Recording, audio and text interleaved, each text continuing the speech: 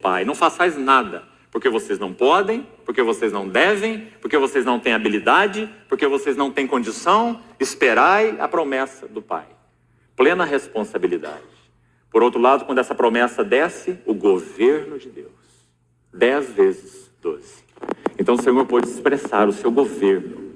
Os atos dos apóstolos são os atos do próprio Senhor Jesus exaltado por meio do Espírito Santo na igreja e através da igreja. Então esse é o fogo que o nosso Senhor Jesus diz em Lucas capítulo 12, que ele veio para lançar na terra. Você não pode interpretar Lucas 12 de outra forma, porque não é coerente. Se você achar que aquele fogo é o juízo que se refere tanto à primeira vinda do Senhor, ou talvez com relação à sua segunda vinda, você vai estar duplamente errado. Porque o nosso Senhor Jesus, quando veio na sua primeira vinda, ele disse que o Filho do Homem não veio para julgar, mas veio para salvar o que estava perdido. Então a sua primeira vinda não foi para lançar um fogo de juízo sobre a terra. E esse texto não pode se referir à sua segunda vinda, porque o nosso Senhor está se referindo, está ligando esse fogo com um batismo que ele deveria receber. E esse batismo não tem nada a ver com a sua segunda vinda. Esse batismo tem a ver com a sua primeira vinda. Por que nós sabemos? Vamos ler mais um texto. Marcos capítulo 10. Vamos agregar esse texto para que fique bem claro esse assunto para nós. Abra, por favor, Marcos capítulo 10. Preste atenção nos versos 38 e 39. Você se lembra o que está acontecendo aqui nesse contexto. Tiago e João estão tão ocupados em quem ocuparia o lado direito e o lado esquerdo do Senhor no reino, na glória. Esses eram os assuntos desses discípulos, representados por Tiago e João, mesmo quando o nosso Senhor estava à sombra da cruz. Ou seja, eles não compreendiam nada, nem a respeito da cruz, e nem a respeito do reino, e nem a respeito da glória. Nenhum desses três assuntos. Então eles estavam naquelas disputas. Uma disputa tão medíocre. Se nós combinarmos o relato de dois evangelistas, um deles, Mateus, registra que a mãe dos dois foi fazer esse pedido ao Senhor. Quem sabe aquele assunto foi tão constrangedor que eles tiveram que reunir a sua mãe, uma figura de mais autoridade talvez, e levar aqueles dois ali, o Tiaguinho de um lado e o Joãozinho do outro, para irem diante do Senhor fazer esse pedido.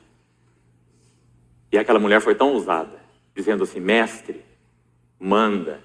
Ela está mandando o Senhor mandar. Manda que no teu reino esses meus dois filhos se assentem, um à tua direita e um à tua esquerda. Sabe como nosso Senhor vê isso? Veja o verso 38. Mas Jesus lhes disse: não sabeis o que pedis. Podeis vós beber o cálice que eu bebo, ou receber o batismo com o qual eu sou batizado? Disseram-lhe: podemos. Quando se faz uma pergunta para uma criança que não sabe o que ela tem a responder, ela responde sim, não é? Que ela pode. Então esses eram os dois. Não sabiam nem o que o Senhor estava falando, mas disseram que podiam receber o seu batismo. Então nosso Senhor disse: bebereis o cálice que eu bebo, e recebereis o batismo com que eu sou batizado. Os dois viveram vidas de mártires pelo Senhor. Um sendo o primeiro a ser degolado entre os apóstolos, Tiago. Atos capítulo 12, quando Herodes mandou decapitar Tiago.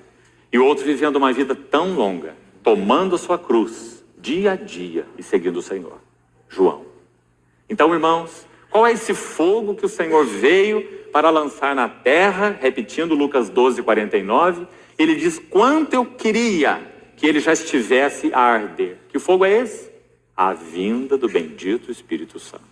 Por quê? Porque então, de novo, Lucas 12, 50, ele diz: tenho porém. Então ele dá um passo para trás desse fogo que ele queria que estivesse a arder. Para que esse fogo estivesse a arder, um batismo teria que ser experimentado. Então ele diz: eu tenho porém um batismo com o qual eu hei de ser batizado. Agora escute essa palavra. Lucas 12, 50. Quanto eu me angustio até que o mesmo se realize. Amados irmãos, Uma pequena nota sobre isso. A mesma palavra é usada com relação ao Getsemane, quando é dito, nosso Senhor Jesus disse no Getsemane, a minha alma está profundamente angustiada. A mesma palavra usada aí, quanto eu me angustio, até que este batismo, a cruz, o cálice que ele iria beber na cruz, quanto eu me angustio, até que o mesmo se realize, o batismo, a cruz, o cálice, para que então o fogo viesse a arder 50 dias depois, quando aquele candeeiro seria aceso no Pentecostes. Você vê o nosso Senhor falando do Calvário e do Pentecostes e colocando-os juntos. Então esses dois nunca podem ser separados. São dois eventos críticos, maravilhosos. O batismo do Senhor Jesus, no sentido da sua cruz, e a descida do Espírito Santo. O sangue por um lado e o óleo por outro. Por isso nosso Senhor Jesus é o fiador de uma superior aliança. Agora, irmãos, quando nós olhamos essa questão do angustiar-se, toda genuína obra do Espírito Santo não é espiritocêntrica. O Espírito Santo não é alguém que chama atenção para si mesmo. Toda genuína obra do Espírito Santo é sempre cristocêntrica. Então esse é um ponto tão importante para nos cuidarmos. E quando nós olhamos o nosso Senhor falando sobre esse batismo que ele sofreria, e então a partir desse batismo o Espírito Santo que viria, preste atenção nessa linha aqui. O que o nosso Senhor Jesus passou e sofreu no Getsemane, para que esse fogo então viesse a arder? Qual foi o motivo da sua angústia no Getsemane? Irmãos, o Senhor Jesus, nosso bendito Senhor, homem perfeito diante de Deus e filho amado diante do Pai. Nosso Senhor tinha essas duas relações com Deus. Uma tem a ver com a sua filiação, outra tem a ver com o seu sacerdócio. O amado filho diante do Pai e o servo perfeito diante de Deus. Então nosso Senhor Jesus, quando estava no Getsemane, por que ele se angustiou? Qual era o motivo do Getsemane? Porque ele suou gotas como de sangue. Nós sabemos desse assunto fisiologicamente, e nós sabemos que isso é possível apenas em uma extrema e indizível agonia de coração, de mente, de sentimentos. Isso é quase uma síncope. Amados, nós cremos que se o Espírito Santo não houvesse dado suporte, Hebreus 9,14, citamos ontem, pelo Espírito eterno, ele se ofereceu sem mácula a Deus. Se o Espírito Santo não tivesse dado suporte para Jesus no Getsemane, nosso Senhor teria sofrido uma síncope naquele jardim.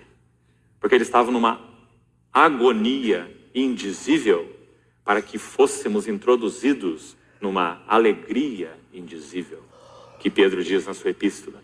Então nosso Senhor suava gotas como de sangue. Por quê?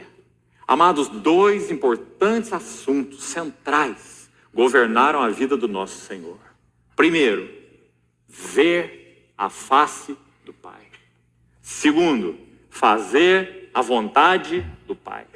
Irmãos, houve algum momento em que o Senhor Jesus deixou de fazer a vontade do Pai? Ele disse assim: a minha comida consiste em fazer a vontade daquele que me enviou e realizar sua obra. E ele pagaria todo o preço para isso. Mas, na medida em que ele fazia a vontade do Pai, e sempre fazia a vontade do Pai, e obediente, havia algo que estava aqui paralelo a isso, a fazer a vontade do Pai. Nunca se esqueça disso, amado irmão e irmã. Pense sobre isso. Leve isso aos pés do Senhor. Ver a face do Pai. Não havia nenhuma dificuldade nessas duas coisas caminharem juntas. Fazendo a vontade do Pai. Vendo a face do Pai. Não é maravilhoso? Então o Senhor Jesus podia suportar a traição de Judas. Ele podia suportar a negação de Pedro. Ele podia suportar o abandono de todos. Mas ele ainda estava vendo a face do Pai. E a face do Pai era tudo para ele. A face sorridente do Pai. A face de aprovação do Pai era tudo o que ele necessitava. Mas, irmãos, preste atenção. Quando o Senhor entra no Getsemane, agora ele está na sombra da cruz. Agora essas duas coisas que sempre caminharam lado a lado, fazendo a vontade do Pai, vendo a face do Pai, agora essas duas coisas vão entrar em uma rota de colisão. Nunca antes isso aconteceu. Porque agora, para o Senhor Jesus continuar fazendo a vontade do Pai, ele teria que perder de vista a face